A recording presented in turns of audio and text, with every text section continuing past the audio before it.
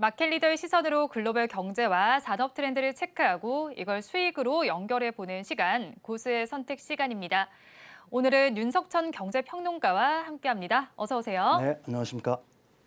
네, 평론가님과 이야기 나눠볼 주제 화면을 통해서 살펴보겠습니다. 네, 오늘의 주제입니다. 제닛 옐런 방중 직전에 중국이 자원 무기화 카드를 꺼내 들었습니다. 중국 수출에 어떤 통제가 있을지 한번 봐야 되겠는데요. 자세한 내용을 짚어보도록 하겠습니다. 일단은 중국이 갈륨과 게르마늄 수출을 통제한다고 밝혔는데 황고시보에서도 지금 맞대응한 것이다라고 확인을 했습니다. 그렇다면 디리스킹이 가속화되는 가운데 이번 자원 무기화 카드를 통해서 중국은 어떤 걸 얻고자 하는 걸까요? 일단 이 방송을 들으시는 분들이 좀 헷갈리실 것 같아요. 네. 디커플링, 디리스킹은 또 그러니까요. 뭐야? 네. 먼저 개념부터 정리해 주세요. 이게 디커플링이라는 얘기는 네. 결별을 의미하는 거예요. 무슨 말이냐면 산업망, 공급망에서의 이 경우에는 중국을 완전히 배제시키는 것 갖다가 디커플링이라고 보통 얘기를 네. 하는 거죠. 근데 지금 현재 글로벌 경제 상황에서 중국을 완전히 공급망 산업망에서 배제시킬 수 있냐 현실적으로 불가능하죠. 선진 7개국에서 이제 사실은 미국은 맨 처음에 디커플링을 주장을 했지만 나머지 네. 국가들이 거기에 반발을 했습니다. 우리는 중국과의 협력을 통해서 얻을 수 있는 게 많고 또 미국도 역시 마찬가지예요. 중국이 아니라고 한다면 지금 미국의 소비재 상품 가격은 엄청나게 뛰겠죠. 그렇죠. 사실 미국 같은 경우는 소비에 의존하는 국가인데 소비품의 다수는 사실은 네. 일종의 어떤 생필품이라고 할 수 있는 것들은 대부분 중국산이기 때문에 사실은 중국을 갖다가 완전히 산업망과 공급망에서 배제시키는 건 불가능합니다. 그럼 디리스킹은 뭐냐? 이제 우리가 두 가지로 핵심적으로 요약을 할 수가 있어요. 사실 중국이 그동안의 행태를 놓고 보면은 좀 강압적인 방식으로 어떤 종속을 시키려고 많이 했었습니다. 네. 자기들 마음에 안 들면. 가령 우리나라 사드 사태 때도 한한령을 활동시키면서 한국을 좀 억누르려고 했었고요. 일본과의 이제 그 센카쿠 열도 분쟁 때 2010년이죠. 네. 그 당시에는 휘토리 수출을 갖다가 금지시키는 거. 이번에 이제 갈륨과 게르마늄도 역시 네. 그쪽이 일가는 거고요. 그래서 그런 부분을 좀 완화해 보자는 의미. 그 다음에 두 번째로 이제 중국의 위험 행동을 갖다가 좀 사전에 막아보자는 의미. 이제 이 두 가지가 이제 합쳐진 개념이 사실은 디리스킹이라는 개념이거든요. 그러니까 여러분들이 그걸 갖다 이해하실 필요가 있는 거고요. 그럼 중국은 이번 조치를 통해서 뭘 얻을 수 있느냐? 그러니까요. 사실 제가 생각하기에는 얻을 수 있는 게 거의 없어요. 그럼 왜 이런 카드를 꺼내든 걸까요? 이제 일종의 협상 카드라고 얘기할 수가 네. 있는 거죠. 무슨 얘기냐면은 지금 그 미국이 네. 반도체법을 통해서 사실은 중국을 크게 압박을 하고 있지 않습니까? 맞아요. 거기에 이제 서방 여러 국들이 사실은 참여를 하고 있죠. 일본도 마찬가지고 네덜란드도 마찬가지고. 네. 그러니까 이런 압박에 대해서 중국은 가만히 있을 수는 없잖아요. 우리도 갖고 있는 게 있어. 니들이 자꾸 우리를 갖다가 이렇게 압박을 하면 우리도 보여줄 게 있어. 네. 이런 어떤 카드를 하나 만든 거라고 얘기를 할 수가 있는 거라고 보는 거고요. 네. 그 사실 이번 그 중국이 갈륨과 그 게르마늄의 어떤 수출 통제를 통해서 아까도 네. 얘기했지만 실질적인 어떤 이득은 없다고 하더라도 그 디리스킹이나 사실은 디커플링이나 중국 입장에서 보면은 이게 저거고 저게 저거란 얘기거든요. 그러니까 중국 입장에서는 사실은 불만이 있을 수밖에 없는 네. 거고 그 불만의 한 축을 갖다가 표현했다 이렇게 얘기할 수가 있을 것 같습니다. 그렇죠. 디리스킹이든 디커플링이든 중국을 압박하기 위한 의지로 확인이 되는데 사실 제닛 옐런 장관의 경우는 이 단어들에 대해서 비판적인 시각을 좀 내놓고 있잖아요. 네네네. 그런 만큼 좀 관전 포인트가 궁금해 어떤 입장을 좀 내비칠 것이다라고 생각을 하시나요? 일단은 그 의회에 출석을 해가지고 네. 이제 그 국회의원들하고 여러 가지 얘기를 나눴죠. 근데 이제 디커플링은 완전히 어떻게 보면 반대 의사를 분명히 했습니다. 네. 왜 그러냐면 사실은 중국을 실질적으로 배제할 수 있는 현재의 어떤 글로벌 경제 상황에서 산업망이라든지 공급망에서 완전히 배제한다는 것은 현실적으로 불가능하다. 두 번째 이유는 아까도 제가 서두에서 말씀드렸지만 네. 미국은 중국에 상대적으로 싼 가격의 제품들이 없으면은 사실 미국 경제도 굉장히 힘들어진다. 이런 걸 갖다가 굉장히 강조를 한 거죠. 네. 그렇지만 이제 공화당 의원들이 계속해서 물었습니다. 그럼 디리스킹에 대해서는 어떻게 생각하냐, 당신? 그렇죠. 네. 그랬더니 그 부분에 대해서는 예스다. 디커플링은 노우지만 아직 아까도 말씀드렸듯이 디리스킹에 대해서는 일정 부분 네. 자기도 동의를 한다라는 입장을 분명히 밝힌 거라고 얘기를 할 수가 있겠죠. 사실 중국과 미국 같은 경우에는 여기 지금 그 그림에서 보시다시피 네. 사사건건 충돌을 하고 있지 않습니까? 이제 피곤할 정도네요. 예, 피곤할 정도죠. 사실 여기에 나와 있기 이전에 네. 사실은 트럼프 시대부터 사실은 그렇죠. 미국은 중국산 제품에 대해서 뭐 어떻게 보면 무시무시한 관세를 갖다가 관세 네. 장벽을 세우면서 시작을 한 거고요. 그 이후에 이제 바이든 행정부 들어와서 그게 약간 누그러지지 않냐라는 생각을 했지만은 사실은 바이든 행정부 들어와서 창은 더 날카로워지고 있다라고 네. 얘기할 수 있습니다. 비수는. 그러니까 전체적인 부분이 아니라 중국이 이제 앞으로 패권을 줄 수 있는, 다시 말해서 웅비할 수 있는, 네. 굴기할 수 있는 부분에 대해서는 집중 제어를 한다는 얘기죠. 그게 이제 반도체법과 IRA법으로 나타났다. 네. 이렇게 얘기할 수가 있습니다.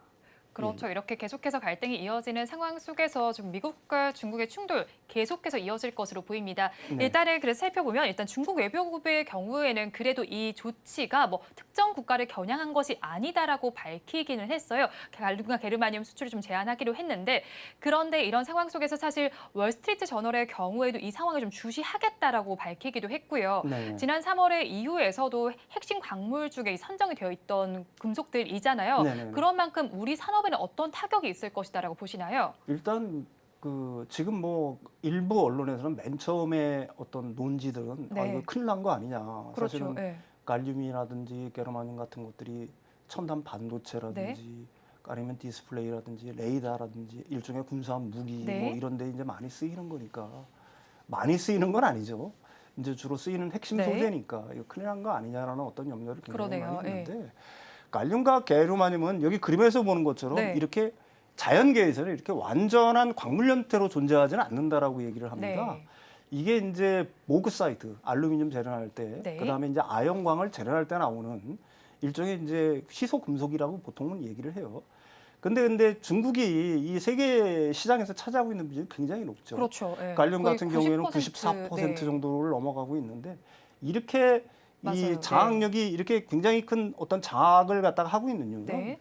중국산 제품이 가격이 싸서 그런 거예요. 그렇죠. 가격 사실 경쟁이 예, 높죠. 예, 예. 네. 가격 경쟁이 높기 때문인데 다른 나라들이 이걸 생산할 수 없느냐 아니면 완전한 희소 금속이냐 그건 네. 아니란 얘기입니다. 미국도 있고요, 캐나다도 있고, 호주도 있고요, 일본에도 있고, 한국도 심지어 네. 생산 가능한 거거든요. 그러니까 이걸 이렇게 생각을 하면 좋을 것 같아요. 일단 뭐 갈륨과 게르마늄의 어떤 수출 통제를 통해서 약간의 어떤 단기적인 충격은 있을 수가 있겠지만 장기적으로는 그걸 갖다 수입을 대체할 수 있는 부분들이 얼마든지 있는 거고요. 또 과거의 경험으로 놓고 본다 그러면 네. 2010년에 이제 senkaku 열도 아까 말씀드린 네. 분쟁이 발생했을 때 휘토류 수출을 갖다가 제한하지 않았습니까? 그래서 그 당시에 중국이 갖고 있던 그 휘토류의 어떤 시장 장악력 이게 현재 상황에서는 굉장히 많이 약해진 상황이에요. 네. 만약에 이런 조치들을 갖다가 실제로 중국이 강화를 해서 시작을 한다. 진짜로 뭐 8월 1일부터 통제를 시작을 해서 각국에 대한 어떤 수출 통제를 실시한다라고 하게 되면은 사실은 중국은 그동안 갖고 있던 시장 장악력을 잃을 가능성이 굉장히 높습니다. 네. 사실 우리 산업에 미치는 영향도 제가 생각하기로는 게 영향이 그렇게 크다고 얘기할 수는 없어요. 네. 사실 뭐 갈륨 같은 경우가 이제 반도체 뭐 요즘 뭐 좀 쓰인다고 하는데 네. 그게 뭐 전력 반도체 지금 막 이제 어떻게 보게도 연구 네. 연구 어떤 단계라고 얘기할 수가 있는 거죠. 워낙 소량이 쓰이고 있는 거고요. 가령 뭐 디스플레이용 뭐 유기 발광 다이오드도 역시 마찬가지로 쓰이고는 있는데 그게 미국, 캐나다에서 많이 수입을 한다고 합니다. 게르마늄 같은 경우도 역시 뭐 태양광 패널에 조금 쓰이는 거고요.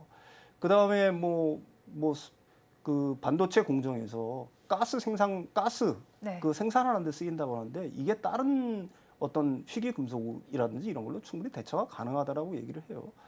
뭐 광해광물공단에서는 갈륨 같은 경우는 4개월분을 이미 갖고 있다라고 얘기를 하는 거고. 네. 아까도 서두에서 말씀드렸듯이 이게 완전히 희소하거나 중간에 생산할 수 있는 어떤 광물이나 금속이 아니기 때문에 뭐 중장기적으로 시장에 미치는 영향이 극히 적다 이렇게 얘기할 수가 있을 것 같아요. 그렇죠. 뭐 갈륨과 게르마늄 경우에는 중국에서만 생산할 수 있는 광물들은 아닌 것으로 분석이 되고 있습니다. 그런 만큼 시장에 미치는 영향은 제한적일 것이다라고 말씀을 해주셨는데 사실 갈륨과 게르마늄 이전에 히토류가 또 있었잖아요. 네네. 히토류 관련해서도 사실 관련한 이슈가 떠오르면 단기적으로 변동이 됐었는데 네. 그런데 이런 상황 속에서 사실 미중 갈등이 골이 깊어지고 또 네. 중국의 자원을 무기화하겠다라고 계속해서 입장을 밝힌다라면 네. 이 흐름이 테마에 그치지 않고 좀 장기적으로 이어질 수도 있지 않을까요?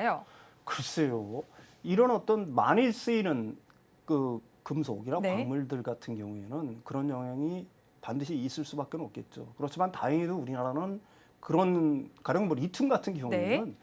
다변화를 하고 있지 않습니까? 가령 뭐 아르헨티나라든지 인도네시아라든지 네. 몽골이라든지 따라서 그런 기업들 같은 경우는 오히려 중국의 어떤 자원 그 어떤 무기화로 수혜를 볼 수 있다라고 네. 얘기할 수가 있겠죠. 아주 중요하면서 굉장히 마이너스인 광물이나 금속에 대한 어떤 광산을 갖고 있다거나 뭐 이런 어떤 거래원을 갖다가 분명하게 갖고 있는 기업들 같은 경우에는 제가 생각하기에는 장기적으로 네. 뭐 분명히 수혜를 볼 수가 있을 겁니다. 그렇지만은 그렇지 않고 무슨 뭐 MOU를 지금 맺었다거나 네. 아니면 갈륨이라든지 게르마늄에 대해서 어떤 뭐 별로 많이 쓰이지 않는 어떤 광물들 네. 그다음에 우리가 광물이라든지 아니면 휘토리라든지 이런 것들 계속해서 하는 얘기지만 중국만이 생산할 수거나 중국만이 갖고 있는 네. 게 아니거든요. 다른 나라들도 굉장히 많이 갖고 있습니다. 사실 뭐 선진국도 미국이라든지 캐나다들도 갖고 있지만은 그걸 갖다 생산을 안 하는 이유는 사실 환경 오염이라든지 네. 생산비 문제가 연동이 돼 있기 때문에 그런 거거든요. 그래서 중국이 과연 자국 산업을 위축시키면서까지 이런 수출 통제, 자원 무기화를 갖다가 강력하게 네. 이걸 갖다 장기화시킬 수 있느냐 하는 부분에서는 좀 의문의 여지가 있는 거고요. 지금 일부 테마 그걸 갖다가 기화를 해서 어떤 테마주들 같은 경우에는 네. 아까도 말씀드렸듯이 단기적인 어떤 모멘텀 그게 지속될 수는 없다라고 봅니다. 단 아까도 말씀드렸듯이 굉장히 많이 쓰이는 광물들, 네. 희소금속이지만 그런 거에 대한 어떤 광물들을 갖고 있는 기업들 같은 경우에는 그리고 펀더멘털이 받쳐주는 기업들 같은 네. 경우에는 장기적으로 수혜를 볼 수도 있겠죠. 예. 그렇죠. 뭐 갈륨과 게르마늄의 경우에는 그렇게 많이 쓰이는 금속은 아닙니다. 그런 만큼 종목을 살펴보실 때는 다른 광물들, 특히 많이 쓰이는 광물을 가진 종목들을 보시고 펀더멘털도 튼튼한 기업을 보시면 좋겠다라고 말씀해 주셨습니다. 그런데 평론가님께서 말씀을 해 주셨듯이 사실 갈륨과 게르마늄은 중국만 가지고 있는 것도 아니고 사실은 또 영국 같은 경우에는 지금 살펴보면 다른 나라가 대체를 할 나라들을 찾고 있잖아요. 그래서 네네. 아시아 14개 나라를 좀 묶어서 알타시아라고 표현을 하기도 했습니다. 네네. 그렇다면 우리나라가 좀 대체가 될 수도 있는 건데 그런 상황 속에서 우리 산업별로 좀 수혜를 받게 될 업종이 있을까요? 이코노미스트지가 만든 신주어죠. 네. 알타시아가 뭐야? 네. 알타리 무도 네. 아니고. 평론가님께서 이 단어 네. 알타리부, 네, 그렇죠. 네. 얼터너티브 플러스 네. 아시안 서플라이. 그러니까 그 중국을 대체할 수 있는 아시아 14국이 네, 14개국이 정확하게 이게 모이게 되면은 네. 중국의 공급망 현재 그걸 갖다가 얼마든지 대체할 수 있다는 얘기입니다. 네. 유심히 보시면은 이제 알 수가 있겠죠. 한국, 일본, 대만은 기술과 자본을 갖고 있죠. 네. 싱가포르는 금융과 물류 이의 중심지라고 얘기할 수가 있습니다. 네. 나머지 인도, 인도네시아, 베트남 여러 나라들 국가들 같은 경우에는 네. 노동력을 공급할 수가 있는 거예요. 이게 사실은 그 중국을 갖다가 얼마든지 장기적으로 그렇죠. 놓고 보면 네. 대체할 수가 있다는 얘기죠. 사실 글로벌 기업들이 중국을 떠나는 것들이 굉장히 많아지고 있잖아요, 요즘. 사실 글로벌 기업들을 보통 이렇게 놓고 보게 되면은 네. 지금 10개 중에 한 63%는 이미 중국을 갖다가 떠나고 있어요. 네. 40% 정도는 생산 기지를 갖다가 옮기고 있습니다. 가장 큰 이유가 뭘까요? 중국에서 떠나는 이유. 중국과 미국이 계속 갈등을 하니까 미국에 대한 견제를 받지 않기 위해서 떠나는 거 아닐까요? 그게 이제 그것도 하나의 요인인 거고요. 네. 두 번째로는 임금이 너무 올랐어요. 그렇죠. 사실 베트남이나 인도네시아에 비해 두세 배 이제 중국의 임금이 높은 상황입니다. 네. 그다음에 중국 정부의 기업 어떤 통제 이런 것들이 자유로운 기업 활동을 갖다가 방해하고 있는 거거든요. 네. 그래서 이미 떠나고 있는 상황인 거예요. 그래서 이미 사실은 제가 이제 앞에서 그 말씀을 안 드렸지만은 지금 이제 그 옐런 장관이 네. 사실을 그 중국을 갖다가 가는 이유는 중국 달래기죠. 네. 당분간은 필요하니까 중국이. 그렇지만 공급망 재편이 마무리된다라고 하게 되면은 현재 미국의 정사상으로 놓고 본다라고 하게 되면은 완전히 그 중국을 갖다가 완전히는 아니지만 네. 상당 부분 그 공급망이나 산업망에서 배제시킨다 장기적으로 네. 그런 어떤 생각들을 갖고 있는 겁니다. 그리고 이번 기회에 한국은 어떤 한국 기업 산업적인 측면에서 어떤 기회가 될 수 있느냐? 네. 아까도 말씀드렸지만 제가 계속 말씀드렸지만은 지금 미국은 중국의 첨단 기술을 갖다가 맡고 있습니다. 반도체라든지 네. 배터리라든지 전기차. 따라서 그 배터리라든지 전기차라든지 배터리 분야 같은 경우에는 중국이 우리를 맹추격하지 않았습니까? 네. 근데 미국이 태클을 걸어 넘어뜨린 거예요. 우리로서는 굉장한 시간을 볼 수가 있는 거고요. 특히 한국이 갖고 있는 배터리, 그다음에 반도체 같은 경우에는 세계 모든 나라들이 특히 선진국들이 필요한 거란 말입니다. 그렇죠. 따라서 우리는 더 큰 기회를 갖다가 제가 생각하는 얻을 수가 있는 거고요. 네. 두 번째로는 우리가 그 지금 동남아 시장이라든지 이런 쪽으로 사실은 거기 인구 대국들도 많고요. 인도 같은 경우는 성장률이 엄청나지 않습니까? 네. 베트남도 역시 마찬가지고. 우리가 중국의 그동안에는 어떤 무역 의존도라든지 이런 것들이 상당히 거기에 집중됐었는데 그걸 갖다가 다변할 수 있는 좋은 기회가 될 수 있다. 이렇게 얘기할 수가 있을 것 같아요. 그렇죠. 계속해서 사실 중국을 배제하는 정책을 펼치고 있는 것으로 보입니다. 대안을 계속해서 찾고 있는데 아시아 국가들 내에서 각각 장점을 가진 나라들을 좀 분할해서 보여드렸는데요. 그렇다면 사실 지금 중국의 상황은 궁지에 몰린 쥐가 아닐까 싶습니다. 지금은 자원을 무기화하는 카드를 내들었는데 이렇게 갈륨과 게르마늄 말고 또 다른 자원을 무기화할 가능성 없는지도 궁금하고요. 만약에 이렇게 계속해서 궁지에 몰리게 되면 뭐 지렁이도 밟으면 꿈틀한다고 네. 꿈틀할 가능성도 있을 것 같아요. 또 어떤 포지션을 취하게 될까요? 그래서 지금 옐런이 가는 거예요. 네. 이제 꿈틀한다는 얘기는 사실은 그 지정학적인 얘기지만 네. 그 계속 이제 2등으로 올라오던 나라가 네. 1등으로 올라가는데 그게 좌절이 되면은 사실은 2등 국가는 비장의 카드, 비장의 무기를 꺼낸다라고 네. 보통 얘기를 합니다. 그게 뭐냐면 그거는 바로 무력을 사용한다는 얘기죠. 네. 가령 뭐 대만을 위협한다거나 실제로 대만을 갖다 침공한다든지 네. 이런 어떤 결과를 갖다가 상정할 수가 있는 거거든요. 그래서 사실은 옐런의 그 방중 목적은 네. 사실은 중국 달래기에 있는 거예요. 이번에 이제 사실은 뭐 여러 가지 측면에서 뭐 이제 화해 분위기, 네. 조성이라든지 이런 걸 갖다가 얘기를 하지만은 속내는 사실은 중국 달래기에 있다라고 네. 얘기할 수가 있는 거고요. 거기에 주요 관전 포인트는 사실은 그렇습니다. 옐런이 중국 가가지고 중국의 요구를 들어줄 수 있는 게 별로 없어요. 네. 왜 그러냐면 옐런은 재무장관 아닙니까? 그렇죠. 중국이 진짜 지금 원하는 건 뭐예요? 관세를 갖다가 없애려거나. 당연하죠. 그렇죠. 네. 또 하나는 수출 통제를 풀어달라. 네. 근데 그건 재무장관의 소관이 아니에요. 상무부 장관의 소관이라는 얘기입니다. 네. 그럼 옐런이 가는 이유는 뭐냐?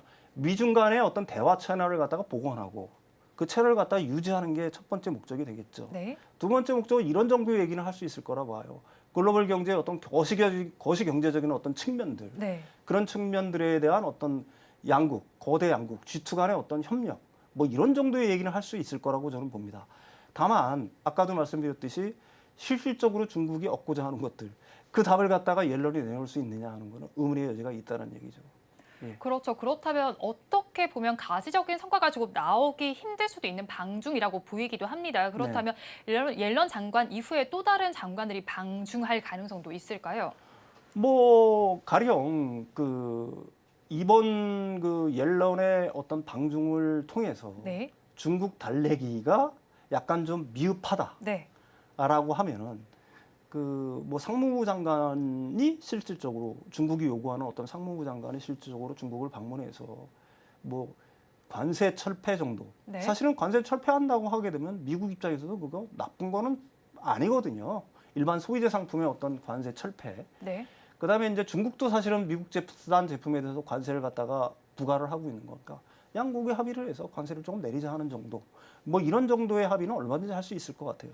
그렇지만 중국도 양보를 아니 미국은 절대로 양보를 안 할 겁니다. 첨단 기술 측면에서. 네. 지금 갈륨과 게르마늄에 대한 어떤 수출 통제를 갖다가 발표를 하자. 미국은 어떤 발표를 했어요? 클라우드 서비스의 그 대중 수출을 갖다가 네. 통제하기로 했죠. 역시 그렇다면 미국의 목표는 분명하다는 얘기입니다. 중국의 첨단 기술을 갖다가 막는 거. 네. 이거에 이제 온갖 어떤 초점이 그 미국의 역량이 집중될 거라고 보고 있는 거고요. 대신 양보할 거는 뭐 서로 간에 양보할 거는 양보할 수가 있다는 얘기죠. 아까도 얘기했지만 일반 소비재 상품의 어떤 관세 인하 아니면 네. 철폐 정도의 얘기들은 제가 생각하기에는 뭐 가능하다고 봅니다.